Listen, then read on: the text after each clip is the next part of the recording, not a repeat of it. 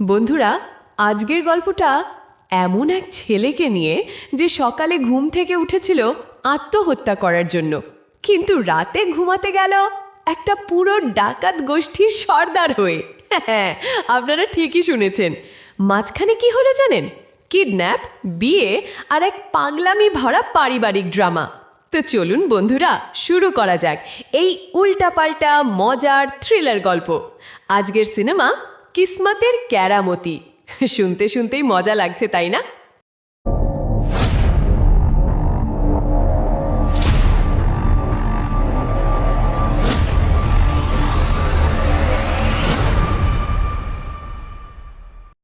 গল্পটা শুরু হয় এক গভীর রাতে। রাস্তায় কেউ নেই, শুধু একটা ছেলে, একা, একদম একা হাঁটছে। তার নাম আবির। আর বন্ধুরা, এই ছেলের জীবনটা একেবারে সিনেমার ট্র্যাজিক হিরোর মতো। জন্মের আগেই বাবা মারা গেছে, জন্মের পর মা। ভাবতে পারছেন, এত ছোট্ট একটা বাচ্চা কাউকে পায়নি। আত্মীয় স্বজনরা ওরে বাবা, ওরা তো আরও ভালো। সম্পত্তির লোভে আবিরকে পর করে দিয়েছে, মানে নিজের রক্তের সম্পর্কের মানুষরাই। শহরে এসে আবির অনেক স্ট্রাগল করেছে। তারপর একটা মেয়ে পেয়েছিল, সিমিন। সে আবিরকে আগলে রেখেছিল। কিন্তু আজ আজ সেও নেই। সিমিন তাকে ছেড়ে চলে গেছে। তো এই যে মাঝরাতে আবির একা হাঁটছে, এর মানে একটাই, বড় কিছু ঘটতে চলেছে। আর ঠিক তখনই ব্র্যাক! একটা কালো ভ্যান সামনে এসে দাঁড়ায়। দরজা খুলে গেল। মুখোশ পরা লোকজন লাফিয়ে নামল, আবিরকে ধরল, টানল, হিচড়ালো আর গাড়িতে তুলে ফেলল। 1 সেকেন্ড, মাত্র 1 সেকেন্ড! আবির কিছু বুঝতেই পারল না। গাড়ির পেছনে আবিরকে হাত পা বেঁধে ফেলা হলো। আবির কাঁপছে, ভয়ে শরীর ঠান্ডা হয়ে যাচ্ছে। তার মাথায় নানা চিন্তা। এরা আমাকে কোথায় নিয়ে যাচ্ছে? কিডনি বিক্রি করবে? লিভার? কিন্তু পরের মুহূর্তে যা শুনল বন্ধুরা, সেটা আরও ভয়ঙ্কর। কিডন্যাপারদের একজন, যাকে সবাই কাকা বলে ডাকছে, সে বলছে, এই পোলারে কাইটা টুকরা টুকরা কইরা ফেলাও, শেয়ালে কুত্তায় ঘাক, নাইলে পাথর বাইন্ধা নদীতে ভাসায় দাও। মানে মানে মেরে ফেলবে? আর এত ডিটেল প্ল্যান! আবিরের তো প্রাণ শুকিয়ে গেল। আবির শুধু আল্লাহর কাছে প্রার্থনা করছে, আল্লাহ আমাকে বাঁচাও, এইবার বেঁচে গেলে সারা জীবন ভালো মানুষ হয়ে থাকব। কিন্তু বন্ধুরা, কিসমত তার জন্য অন্য কিছু ঠিক করে রেখেছিল। আর পরের দৃশ্যে বন্ধুরা, এই সিনেমার মজা এখানেই। আবিরকে একটা চেয়ারে বেঁধে রাখা হয়েছে, কিন্তু তার সামনে দাঁড়িয়ে একজন বৃদ্ধা মহিলা আদর করছেন। আমার আদরের নাচ জামাই। আবির একদম চক্ষু চড়ক গাছ। মানে কি নাচ জামাই? কিসের জামাই? এই বৃদ্ধা তার দাদি শাশুড়ি, পাশে দাঁড়িয়ে শাশুড়ি, সবাই হাসি মুখে। আমির ভাবছে, আমাকে তো মারবে, তার আগে এসব নাটক কেন? কিন্তু ঠিক তখনই ঢুকলো একজন ভয়ঙ্কর দর্শনের মানুষ। সর্দার, আবিরের হবু শ্বশুর, ডাকাত বাড়ির মালিক। কেন ওই ছেলেকে বাইরে রাখছো? আমার মেয়ে ডাকলে সাথে সাথে ভেতরে নিয়ে যাবে। বন্ধুরা, এই পরিবার পুরো পাগল। এবার গল্পটা একটু পেছনে নিয়ে যাই। আমরা জানতে পারি আবির কেন সেই রাতে রাস্তায় ছিল। দেখা যায় আবির আর তার প্রেমিকা সিমিন ক্যাফেতে বসে আছে। কিন্তু সিমিন বিরক্ত। সে বলছে, আবির, তুমি একজন নোবডি। আমার বাবা আমার জন্য ফ্রান্সে একটা ছেলে ঠিক করেছেন, তোমার কোনো ভবিষ্যৎ নেই। আর সিমিন চলে যায়। আবিরের বুকের ভেতরটা যেন চুরমার হয়ে গেল। সব আশা শেষ, সব স্বপ্ন ভেঙে গেল। আবির ভাবল, আমার মতো মূল্যহীন মানুষ মরে গেলে কার কি? আর সে সিদ্ধান্ত নিল আত্মহত্যা করবে। আবির একটা ব্রিজে দাঁড়িয়ে আছে, নিচে গভীর জল। সে ঝাঁপ দেবে, কিন্তু ঠিক তখনই তার চোখে পড়ে আরেকটা দৃশ্য। ব্রিজের অন্য প্রান্তে একটা মেয়ে রেলিং বেয়ে উঠছে। সেও আত্মহত্যা করতে চায়। নিজের মৃত্যু ভুলে আবির দৌড়ে গেল, তাড়াতাড়ি মেয়েটাকে ধরল, টানলো, নামিয়ে আনলো। কিন্তু মেয়েটা রেগে গেল।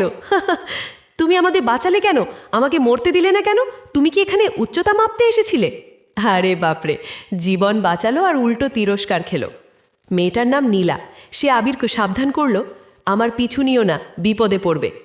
আর এই অদ্ভুত ঘটনায় আবির নিজের আত্মহত্যার কথাই ভুলে গেল। পরের দিন আবির চায়ের দোকানে বসে আছে।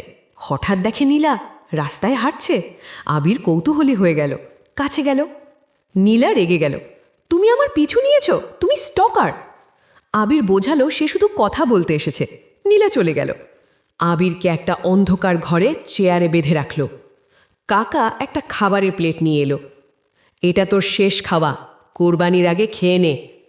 আবির চিৎকার করতে চাইল, কিন্তু মুখে কাপড় বাঁধা, সে শুধু গোঙাতে পারছে। এবার মৃত্যু নিশ্চিত। কিন্তু তখনই দরজা খুলে গেল। ঢুকল নীলা। আবির অবাক, নীলা এখানে কেন? নীলা রেগে বলল, আমি তো বলেছিলাম আমার পিছু নিতে না, এখন দেখো। তারপর নীলা সব বলল, এরা আমার পরিবার, ডাকাত পরিবার। তুমি আমার পিছু নিয়েছিলে, তাই ভেবেছে তুমি আমার প্রেমিক, তাই ধরে এনেছে। এখন শোনো, দুপুরে খাবার পর সবাই ঘুমোবে, তখন তুমি দৌড়ে বাসস্ট্যান্ডে যাবে, ঢাকা চলে যাবে, আর কখনো এদিকে আসবে না, কারণ ধরা পড়লে মৃত্যু নিশ্চিত। আবির পরিকল্পনা মতো অপেক্ষা করল। সবাই ঘুমিয়ে পড়ল। চুপি চুপি বেরোলো। জঙ্গলের ভেতর দিয়ে দৌড়ালো, মনে একটাই চিন্তা, যে কোনো মূল্যে পালাতে হবে। গেটের কাছে পৌঁছে গেল, ভাবল বাঁচা গেল। কিন্তু তারপর আবির সেখানে থাকা আলিম নামের একজনকে জিজ্ঞেস করল, ভাইজান ঢাকার বাস কোথায় পাবো? আলিম, যে আসলে সেই ডাকাত দলের লোক, বলল, ওই দেখো ক্ষেতের ভেতর দিয়ে গেলে বাস স্টেশন পাবে, ওই বাগান বাড়ি পার হয়ে যেও। আর সরল আবির বিশ্বাস করে ফেলল। হায় রে, সে জানত না সে সোজা বাঘের গুহায় ঢুকছে। বাগান বাড়ির গেট খুলেই আবির বুঝল এটা বাস স্টেশন নয়, এটা একটা গোপন আস্তানা। পালাতে চাইল, কিন্তু দেরি হয়ে গেছে। আলিম আর তার দল ঘিরে ফেলল, মারধর শুরু, বেঁধে ফেলল, ধরা পড়ল। আবার কাকা এবার একদম রেগে গেল, এই পোলা কিভাবে পালালো? তোরা কি করছিলি? আবিরকে টেনে হিচড়ে সর্দারের সামনে নিয়ে এলো। কাকা বলল, সর্দার, একে কেটে খালে ভাসিয়ে দেওয়ার অনুমতি চাই। আবির কাঁপছে, মৃত্যু এখন চোখের সামনে। কিন্তু ঠিক তখনই একটা কণ্ঠস্বর, তুই বাড়ির মেহমানের গায়ে হাত তুলবি? দাদি শাশুড়ি, সর্দারের মা। দাদি একটা অদ্ভুত গল্প বললেন। তোর বাপ রসু ডাকাত আমাকে তুলে এনে বিয়ে করেছিল, জমিদার বাড়ির মেয়ে। তাতে কি তোর মান কমেছে? বরং বেড়েছে। আর আমার নাতনি নীলা তোর বাপের রক্ত পেয়েছে। সে নিজের পছন্দের ছেলেকে শহর থেকে তুলে এনেছে।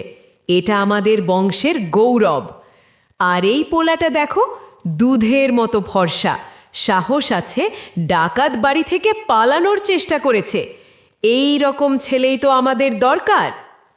দাদির কথায় সর্দার রাজি হয়ে গেল।